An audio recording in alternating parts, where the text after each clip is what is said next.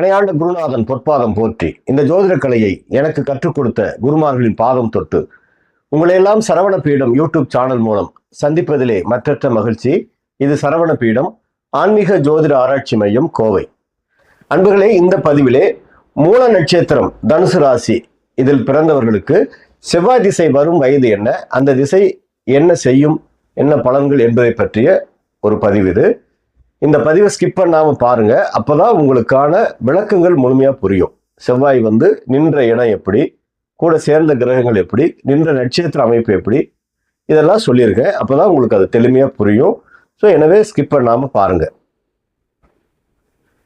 இந்த சேனலை சப்ஸ்கிரைப் பண்ணாம இருந்தால் ஒரு முறை சப்ஸ்கிரைப் பண்ணிக்கோங்க. அப்படியே பக்கத்துல ஒரு பெல் சிம்பிள் வரும், அதையும் பிரஸ் பண்ணிக்கோங்க. அடுத்தடுத்து எங்கள் பதிவுகள் உங்களுக்கு கிடைப்பதற்கு அது மிகவும் வசதியாக இருக்கும். பிடிச்சிருந்தா ஒரு லைக் பண்ணுங்க, ஒரு ஷேர் பண்ணுங்க, ஒரு கமெண்ட் பண்ணுங்க. மூல நட்சத்திரம் தனுசு ராசி, இது கேது பகவானின் நட்சத்திரம். அப்ப இந்த ஜாதகருக்கு முதல் திசை கேது திசையாக வரும். ஆவரேஜா 2 வருஷம், 3 வருஷம், 4 வருஷம், ஒரு சிலருக்கு 6 வருஷம், 5 வருடம், இப்படி ஆவரேஜா முதல் திசை இருக்கும். அவரவர் பிறந்த நட்சத்திர பாதத்தின் அடிப்படையில். அப்போ ஒரு ஆவரேஜா 5 வயதுன்னு வச்சுக்கிட்டோம்னா கேது 5 வருடம், சுக்கிரன் 20 ஆண்டுகள், 25 வயது, சூரியன் ஒரு 6 வருடம். அப்ப சூரிய திசை என்பது 31 வயசுல முடியும். சந்திர திசை ஒரு 10 வருஷம், 41 வயது. இப்ப செவ்வாய் திசை ஒரு 40 வயதுல தொடங்கும், 41 வயதுல தொடங்குது, இல்ல ஒரு சிலருக்கு 38 வயசுல கூட தொடங்கும். 7 ஆண்டு செவ்வாய் திசை, 40 to 47 அப்படின்னு வச்சுக்கலாம். அப்ப செவ்வாய் திசை வரும் காலம் 7 ஆண்டுகள், 40 வயது வாழ்க்கையினுடைய ஒரு மனிதனுடைய நடுப்பகுதி அப்படின்னு சொல்லக்கூடிய முக்கியமான காலகட்டம். இந்த 7 வருஷத்துல செவ்வாய் நிறைய பேருக்கு வாழ்க்கையை புரட்டி போட்டுட்டு போயிடுறாருங்க. அப்படியே இருந்த இடம் தெரியாம பண்ணிட்டு போயிடுறாரு நிறைய பேர்த்த. இது அனுபவத்துல பாக்குறோம். ஒரு சிலருக்கு, அதாவது சொற்ப நபர்களுக்கு, ஒரு 10% தான் செவ்வாய் வாழ்க்கை மிகப்பெரிய யோகத்தை கொடுக்குறாரு. ஆனா பெரும்பாலும் ஒரு 90% பாத்தீங்கன்னா செவ்வாய் திசை என்பது அந்த மூல நட்சத்திரத்தில் பிறந்தவங்களுக்கு நல்ல திசை என்பது இல்லை. காரணம், அந்த திசைநாதன் செவ்வாய் விரையாதிபதியா வர்றாரு அந்த ராசிக்கு. அது ஒரு முக்கியமான காரணம். அவரே பூர்வ புண்ணியாதிபதியா வர்றாரு. பூர்வ ஜென்ம பலம், பூர்வீக சொத்துகள், முன்னோர்கள் ஆசீர்வாதம். ஏன்னா மூலத்துக்கு பாத்தீங்கன்னா மேசம் 5ஆம் இடம், அது பூர்வ ஜென்மஸ்தானம். விருச்சிகம் 12ஆம் இடம் விரயஸ்தானம். அப்ப அவரே காலபுருஷனுக்கு 1-8 குடையவர் ஆயிடுறாரு. அப்ப காலபுருஷனுக்கு அஷ்டமாதிபதி, அந்த ராசி லக்னத்துக்கு விரையாதிபதி. அப்படிங்கிறப்ப இந்த திசை 7 வருஷம் அவருக்கு வாழ்க்கையில் மிகப்பெரிய சோதனையை சந்திக்கக்கூடிய காலம். காலபுருஷ தத்துவம் சூப்பராங்க வேலை செய்யும். அஷ்டமாதிபதி 8ஆம் இடம் செவ்வாய் திசை காலபுருஷனுக்கு அஷ்டமாதிபதி தான். அப்ப அந்த செவ்வாய் இயற்கை பாவி கூட. அந்த திசை வரும் காலங்கள்ல உங்க ஜாதகத்துல செவ்வாய் நல்ல அமைப்புல இருந்துட்டா அது உங்களுக்கு நல்ல டைம். இல்லைன்னா உங்களுக்கு அந்த 7 வருஷம் சோதனை காலம் தான். அதை நீங்க கவனமா உங்க சுய ஜாதகத்தை ஆய்வு செய்து பார்த்துட்டு அந்த திசை கரெக்டா கடந்து போயிட்டீங்கன்னா உங்களுக்கு வாழ்க்கையில் வெற்றி தான். இந்த முற்பகுதி 40 வயது வரைக்கும் பாத்தீங்கன்னா ஒரு சிலருக்கு வாழ்க்கையில நல்ல யோகங்கள் வந்துடும். அந்த யோகங்கள் 40 வயது வரைக்கும் அதை நல்லா அனுபவிச்சுட்டு இருக்க காலத்துல செவ்வாய் திசை அப்படியே மிகப்பெரிய வீழ்ச்சியை சந்திக்க வைக்குது. நிறைய பேருக்கு வாழ்க்கையில சொத்துக்களை இழக்க வைக்குது, ஆரோக்கியத்தில் மிகப்பெரிய பிரச்சனை கொடுக்குது, விபத்து கண்டங்களை சந்திக்க வைக்குது செவ்வாய் திசை. அப்ப 40 வயதுக்கு பிறகு வாழ்க்கையில ஒரு மிகப்பெரிய ஒரு வீழ்ச்சியை சந்திக்கக்கூடிய அமைப்பு அந்த முற்பகுதி யோகத்தை அந்த செவ்வாய் கெடுத்துடுறாரு.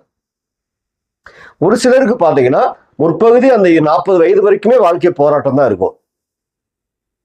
அந்த செவ்வாய் திசை மீண்டும் ஒரு 7 வருஷம் அவர்களுக்கு வாழ்க்கையில பிரச்சனைகள் இருக்கும். ஒரு சிலருக்கு மட்டும் அது திடீர் அதிர்ஷ்ட யோகத்தை கொடுக்கும். ஏன்னா காலபுருஷனுக்கு 8ஆம் அதிபதி விபரீத ராஜ்ய யோகத்தை கொடுப்பவர். அப்ப திடீர் யோகத்தை ஒரு சிலர் கொடுக்குறாரு. பெரும்பாலும் அந்த முதல் வர 40 வயது வர திசைகள் பாத்தீங்கன்னா இளமையில் கேது திசை. சுக்கிரன் இளமையிலே போயிடுறாரு. கிட்டத்தட்ட அவரும் காலபுருஷனுக்கு 2-7 குடையவர். ஆனா இந்த தனுசுக்கு மூலத்துக்கு அவர் 6ஆம் அதிபதியா வந்துடுறாரு. அப்ப அந்த திசை ஒரு நல்ல திசை கிடையாது.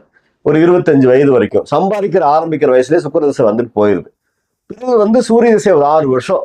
சூரியன் அந்த தனுசுக்கு அவர் பாக்கியாதிபதி. அப்ப அந்த ஒரு 6 வருஷம் வாழ்க்கை மிகப்பெரிய யோகத்தை கொடுத்துருவாரு இந்த மூல நட்சத்திரத்தில் பிறந்தவங்களுக்கு. பிறகு சந்திரன் ஒரு 10 வருஷம் வந்தாருன்னா சந்திரன் அஷ்டமாதிபதியா வந்துடுறாரு. 10 ஆண்டு சோதனை தாங்க. சந்திர திசை மிகப்பெரிய சோதனைகளை கொடுத்துருது அந்த மூலத்தில் பிறந்தவர்களுக்கு.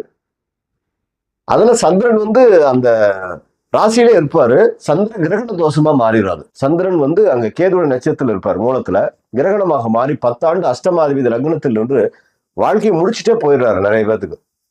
இதே அனுபவத்துல பாக்குறோம். அப்ப முற்பகுதியும் சரியில்லை, 7 வருஷம் செவ்வாய் திசை சரியில்லாம போயிடுச்சுன்னா எப்படி இருக்கும்? ஸோ எனவே இந்த செவ்வாய் திசைக்கு வரும் காலங்கள்ல நீங்க சரியா உங்க ஜாதகத்தை ஆய்வு செய்து பார்த்துக்கோங்க.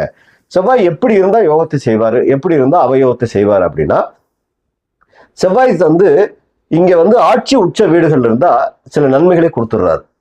இப்ப மேசத்திலே இருந்து செவ்வாய் திசை நடக்குதுன்னா 5ஆம் இடம் பூர்வ புண்ணிய ஸ்தானத்துல இருந்து திசை நடத்துறாருன்னா நல்ல அந்த காலத்துல ஒரு உயர்வு, வளர்ச்சி, சொத்துகள் வந்து பூர்வீகம் சார்ந்த சொத்துகள் கிடைக்கிறது, வாழ்க்கையில் புதிய சொத்துகள் வாங்கி வெற்றிகள் அடைகிறது. இந்த 5ஆம் இடத்துல செவ்வாய் இருக்கும்போது அது பெரிய பலம். ஆனா அங்க மேசத்திலையும் கேது சாரம் வாங்கிடக்கூடாது. செவ்வாய் வந்து அசுவனியில் இருந்துட்டாருன்னா உங்களுக்கு அது சோதனை காலம்தான். சூரியனுடைய சாரமும் சுக்கிரனுடைய சாரம் வாங்கியிருந்தாருன்னா, பரணி கார்த்திகள் இருந்துட்டாருன்னா செவ்வாய் திசை உங்களுக்கு மிகப்பெரிய யோக திசை. அதே மாதிரி செவ்வாய் வந்து அந்த ராசியிலே இருக்காருன்னு வைங்க, அங்கேயே அந்த மூல நட்சத்திரம் மட்டும் இல்லாம இருந்து சுக்கிரன் சாரம் சூரியன் சாரம் வாங்கியிருந்தா அது மிகப்பெரிய யோகம் தான். உங்களுக்கு ராசியிலே பூர்வ புண்ணியாதிபதி இருந்து திசை நடத்தாது, விரயங்களை கொடுத்தாலும் யோகத்தை தருவார். அதே மாதிரி உங்களுக்கு 4ஆம் இடம் அங்க செவ்வாய் வந்து செவ்வாய் தோஷமா வந்துடுறாரு. அது குரு வீடு மீனத்துல வரும்போது 4ஆம் இடம் செவ்வாய் தோஷமா வந்துடுது. இருந்தாலும் கேந்திரத்தில் இருக்கும்போது சில யோகத்தை செய்யறாரு. இப்படி செவ்வாய் சில அமைப்புகள் நல்லா இருந்தாருன்னா, 2ல உச்சமா இருக்காரு, மகரத்தில் செவ்வாய் உச்சம், உங்களுக்கு 2ஆம் இடத்துல உச்சம் பெற்று பூர்வ புண்ணியாதிபதி உச்சம் பெற்று திசை நடத்துறாருன்னா அதுவும் மிகப்பெரிய யோகம் தான். செவ்வாய் திசை வரும் காலங்கள்ல அந்த 7 வருஷம் உங்களுக்கு மிகப்பெரிய உச்சத்தை தொட வைக்கிறாரு, பெரிய சொத்துக்களை வாங்க வைக்கிறாரு, நிறைய வாழ்க்கையில் முன்னேற்றங்களை செவ்வாய் கொடுக்குறாரு. ஆனா அங்க செவ்வாய் வந்து சுயசாரம் வாங்கிட்டா மிகப்பெரிய யோகம். அவிட்டத்தில் இருந்தாருன்னு வைங்க, அது வாழ்க்கை மிகப்பெரிய யோகம். சந்திரன் சாரம் வாங்கியிருந்தாலும் திருவோணத்தில் இருந்தாலும் சந்திரன் மங்கள யோகமாக வெற்றியை கொடுக்கும். சூரியன் சாரம் வாங்கியிருந்தாலும் பாக்யாதிபதி சாரம் என்பது மிகப்பெரிய வெற்றி தான். அப்ப செவ்வாய் 2ல இருந்தா உங்களுக்கு மிகப்பெரிய யோகம். இந்த கிரக சேர்க்கை கூட இல்லாம இருக்கணும். அந்த காலங்கள்ல கிரக சேர்க்கை என்பது செவ்வாய் கூட வந்து ராகு சேராம இருக்கணும், சனி சேராம இருக்கணும், கேது சேராம இருக்கணும். செவ்வாய் கூட அந்த காலங்கள்ல கிரக சேர்க்கை வந்து சரியில்லாம இருக்கக்கூடாது. ராகு செவ்வாய் கூட சேரக்கூடாது, கேது செவ்வாய் கூட சேரக்கூடாது, சனி செவ்வாய் கூட சேரக்கூடாது. இந்த மாதிரி கிரக சேர்க்கை இல்லாம நல்ல சுப கிரகங்கள் சேர்க்கை இருந்தா மிகப்பெரிய யோகம். குரு செவ்வாய் குருமங்கள யோகம். சுக்கிரன் செவ்வாய் அது வந்து காமத்துல மிகப்பெரிய ஒரு பிரச்சனை கொடுத்தாலும் கூட அது யோகத்துக்கு உண்டான கிரக அமைப்பு. செவ்வாய் சுக்கிரன் சேர்ந்தா அந்த 7 வருஷம் வந்து அவங்க வந்து பெண்கள் விஷயத்துல காமத்துல மிகப்பெரிய ஒரு வீழ்ச்சியை சந்திக்கிறாங்க. அதுலயே அனுபவத்துல பாக்குறோம், கவனம் தேவை. சந்திரன் செவ்வாய் சந்திரன் செவ்வாய் வந்து சேர்க்கை வந்து நல்ல ஒரு கிரக சேர்க்கை, சந்திரமங்கல யோகம் என்றாலும் மூலத்திற்கு அஷ்டமாதிபதி சந்திரன் கூட சேரும்போது சந்திரமங்கல யோகம் கிடைத்தாலும் அஷ்டமாதிபதி மிகப்பெரிய தோஷத்தை கொடுக்குறாருங்க. அதுவும் சொத்துக்களை இழக்க வைக்கிறாரு, ஆரோக்கியத்தில் மிகப்பெரிய பாதிப்பை ஏற்படுத்துறாரு. இதெல்லாம் அனுபவத்துல பாக்குறோம். அது மாதிரி நல்ல கிரக சேர்க்கை இருக்கணும். ராகு கூட செவ்வாய் சேர்ந்துட்டா சொத்துக்கள் விஷயத்துல கவனம் தேவை. சொத்துக்களை, அசையா சொத்துக்களை கடனுக்காக இழக்கும் நிலை, சொத்துகள் வில்லங்கம் இல்லாமல் வாங்குவதோ விற்பதோ கடினம், சொத்துக்களை சேமிப்பது மிகப்பெரிய கடினம், பலருக்கு சேமிக்க முடியாத நிலை ஏற்படுகிறது. சகோதர உறவில் ஒற்றுமை இல்லை. செவ்வாய் ராகு. செவ்வாய்க்கு எது அதே மாதிரிதான் எடுத்துக்கணும். பெண்கள் ஜாதகத்தில் செவ்வாய்க்கு எது இருந்துட்டா திருமண வாழ்க்கை கசப்பு தான். எவ்வளவு பார்த்து நீங்க கல்யாணம் பண்ணாலும் செவ்வாய் ராகு செவ்வாய்க்கு எது திருமண வாழ்க்கை ஒரு கசப்பை ஏற்படுத்துது. சனி செவ்வாய் பெண்கள் ஜாதகத்துல மாங்கல்ய தோஷத்தை ஏற்படுத்துது. இதெல்லாம் அனுபவத்துல பாக்குறோம். அதனால இந்த மாதிரி கிரக சேர்க்கை இல்லாமல் செவ்வாய் நல்ல இடத்துல இருந்தா உங்களுக்கு அது விபரீத யோகம். செவ்வாய் வந்து பகை வீட்டுல இருந்தா அது மிகப்பெரிய சோதனை. செவ்வாய் உங்க ஜாதகத்துல வந்து நின்ற இடம் சரியில்லை அப்படின்னா, இப்ப நீச்ச வீட்டுல இருக்காருன்னு வைங்க, செவ்வாய் 8ல போய் கடகத்துல நீச்சமா இருந்து திசை நடத்தும் போது அஷ்டமாதிபதியாகவும் அவர் பூர்வ புண்ணிய நீச்சமாகும் போது மிகப்பெரிய சாபங்களை ஏற்படுத்துறாங்க. அந்த காலங்கள்ல மிகப்பெரிய ஒரு துன்பத்தை தரக்கூடிய 7 வருஷ திசையா போகுது. செவ்வாய் வந்து பகை வீடுகள் இருக்காருன்னு வைங்க உதாரணத்துக்கு, அந்த பகை வீடுகள்ல வந்து செவ்வாய் நிற்கும் போது மிகப்பெரிய நன்மைகளை செவ்வாய் கெடுக்கிறாரு. அது மாதிரி செவ்வாய் நின்ற இடம் பலமா இருக்கணும், இதுதான் முக்கியம். இந்த மாதிரி செவ்வாய் திசை உங்களுக்கு அமைப்பு வந்துட்டா 7 வருஷம் ஒரு மிகப்பெரிய வெற்றிகள். ஆனால் பெரும்பாலும் செவ்வாய் வந்து அந்த 7 வருஷம் ஒரு சிலருக்கு தான் அந்த யோகத்தை செய்யுதுன்னு நான் சொன்னேன், ஆனால் பெரும்பாலும் யோகத்தை செய்வதில்லை. அப்ப செவ்வாய் எந்தெந்த பாவங்கள் இருந்தா என்னென்ன யோகத்தை எப்படி செய்வார் அப்படின்னு பாத்தீங்கன்னா, இப்ப வந்து மூலத்துல பிறந்திருக்கீங்க, ராசியிலே செவ்வாய் இருக்காரு அப்படின்னா உங்களுக்கு அது வந்து செவ்வாய் வந்து நல்ல யோகம்னு சொன்னேன். அந்த செவ்வாய் உங்களுக்கு மூலத்துல இல்லாம இருக்கணும், அதுதான் முக்கியம். அந்த சந்திரன் கூட இருப்பாரு, சந்திர மங்கள யோகம். பிறகு 2ஆம் இடம் யோகம், மகரத்தில் மிகப்பெரிய யோகம். 3ஆம் இடம் செவ்வாய் வந்து அங்க பகை.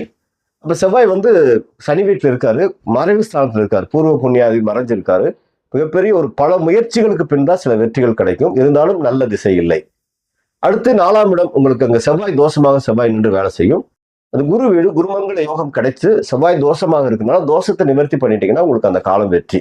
அடுத்து செவ்வாய் வந்து மேசத்துல 5ஆம் இடம் பூர்வ புண்ணிய ஸ்தானம். அங்க அசுவனியில மட்டும் இல்லாம இருந்தா மிகப்பெரிய யோக பலம் வெற்றி. அடுத்து 6ஆம் இடம் ரிஷபத்துல செவ்வாய் இருந்தா உங்களுக்கு ஒரு சோதனை தான். ஆனா ராசிக்கு 6ஆம் இடம், லக்னத்துக்கு 6ஆம் இடம். கடன், நோய், வழக்கு, விபத்து, கண்டங்கள், எதிரிகள், கெட்ட சம்பவங்கள், கோர்ட்டு, வழக்கு, சிறை தண்டனை, இதெல்லாம் அந்த 7 வருஷத்துல காத்துட்டு இருக்கு. அதனால கவனமா இருக்கணும். நீங்க உங்க ஜாதகத்துல நீங்க கவனமா அந்த காலங்களை கடந்து போனீங்கிறதா இந்த பதிவு அறிவுறுத்தல். குரு பார்வை இருந்தா சில பிரச்சனைகள் தவிர்க்கலாம். குரு பார்த்தால் கோடி நன்மை. செவ்வாய்க்கு சுபகிரக பார்வை வந்து ஒரு நன்மை செய்யும். இப்ப செவ்வாய் வந்து 7ஆம் இடத்துல இருக்காரு மிதுனத்துல அப்படின்னா அங்க 7ஆம் இடத்தில் கடுமையான செவ்வாய் தோஷம். செவ்வாய் அங்க ராகுசாரம் வாங்கியிருந்தாருன்னா திருவாதிரையில போய் இருந்தாருன்னு வைங்க, உங்களுக்கு அந்த 7 வருஷம் மிகப்பெரிய சோதனை. நிறைய பேருக்கு திருமணம் நடக்கிறதே போதும் போதும்னு ஆயிருது. அடுத்து செவ்வாய் 8ஆம் இடம் அங்க நீச்ச செவ்வாயா வராரு. அஷ்டமத்தில் செவ்வாய் நீச்சமாய் நின்று அந்த பூர்வ புண்ணியாதிபதி பலம் குறைஞ்சு திசை நடத்தினதுனால உங்களுக்கு அதுவும் சோதனை காலம்தான். அங்கு சனிசாரம் வாங்கக்கூடாது. பூச நட்சத்திரத்தில் செவ்வாய் இருந்தாலே மிகப்பெரிய சோதனைகளை சந்திக்க வைக்கிறார். அடுத்து 9ஆம் இடம் பாக்கியஸ்தானம், சூரியன் வீடு, நல்ல வீடு செவ்வாய்க்கு. அது ஒரு மிகப்பெரிய வளர்ச்சி யோகத்தை தரக்கூடிய இடம். ஆனால் அங்கும் மக நட்சத்திரம்ங்கிற கேது நட்சத்திரம் இருக்கு. அதுல போய் அங்க செவ்வாய் நின்றக்கூடாது. அது உங்களுக்கு சோதனை காலம்தான். அடுத்து 10ஆம் இடம் செவ்வாய் கன்னி செவ்வாய் பகை. அங்க செவ்வாய் பகை வீடு. அங்க மட்டும் செவ்வாய் இருந்து திசை நடத்திட்டா 7 வருஷம் உங்களுக்கு மிகப்பெரிய சோதனைகள். கன்னியில் செவ்வாய் கடலும் வற்றி போகும்னு சொல்லியிருக்காங்க.